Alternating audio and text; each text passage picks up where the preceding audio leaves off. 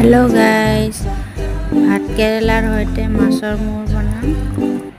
या तेल गरम হৈছে 5 ফোৰণ চমৰা দিলো প্ৰথমতে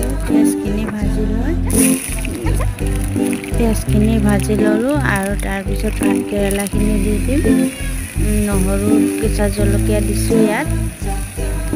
বেছি ভাজিব নালাগে এটো অলপ ভাজি পেলাই হালধি নিমখ দি পেলাই পানী দি দিব লাগে বেছি কাৰা ভাজিব নালাগে পানী দি দিব লাগে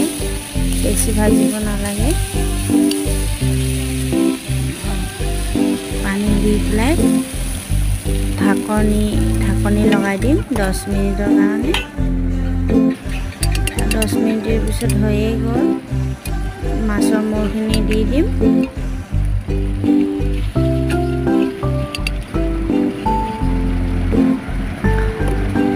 এয়া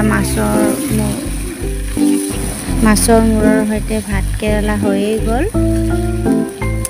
ভাল লাগিলে লাইক কমেন্ট আৰু সাবস্ক্ৰাইব কৰি দিব চেনেলটো বাই বাই